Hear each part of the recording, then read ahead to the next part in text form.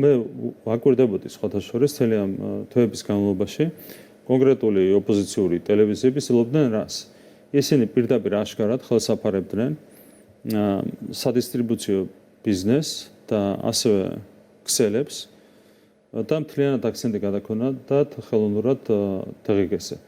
რაც პირდაპირ აჩენს ეჭვს იმასთან დაკავშირებით, რომ იყო პოლიტიკური სუბიექტური ინტერესები. საქმე შეგვიძლია გავეხსენოთ ესეც, რომ დისტრიბუტორთა ასოციაციის ხელმძღვანელი არის რადიკალური ოპოზიციის ერთ-ერთი აქტივისტი, ასევე სხვა მიმართულებითაც იკვეთება მათი პირდაპირ თანამონაწილეობა. ერთ-ერთი ყველაზე მსხვილი სადისტრიბუციო კომპანიის ხელმძღვანელები არიან ერთ-ერთი რადიკალური პარტიის ლიდერები და ასე შემდეგ. ხო, ანუ ისევ ისინი ლაპარაკობენ მაღალ ფასებზე და როგორც ირკვევა, თვითონ ადებენ ეს ადამიანები მაღალ ფასნამაც, რაც საბოლოო ჯამში ფასების ზრდას იწვევს. ყველა ამ ადამიანს მოუწევს პასუხების გაცემა. კეთილი ინებონ მოვიდნენ მაგალითად ამ ასოციაციის ხელმძღვანელი მივიდეს პარლამენტში და დაასაბუთოს, რომ ეს ფასნამატი არის სწორი, არის ჯანსაღი და არ ეფუძნება ქართულ გარიგებებს და საზოგადოებამ უნდა ნახოს, რა თქმა უნდა, ეს ყველაფერი და შეაფასოს ეს ყველაფერი.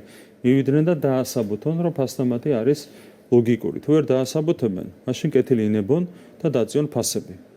არ შეიძლება, ჩვენ ხშირად საუბრობთ ხოლმე იმაზე, რომ არ შეიძლება 100 ადამიანმა იძალოდოს 4 მილიონ ადამიანზე. ხო, როცა საუბრობთ ხოლმე იგივე შეკრებებზე, რომელიც იმართებოდა მაგალითად რუსთაველის გამზირზე 100 ადამიანი კეტავდა ერთ წლის განმავლობაში დედაქალაქის ცენტრალურ გამზირს. აქაც იგივეა. თუ ჩვენ დავადგენთ იმას, რომ 100 ადამიანი ძალადობს 4 მილიონ ადამიანზე, აქაც რა თქმა უნდა სახელმწიფო უნდა ჩაერევს.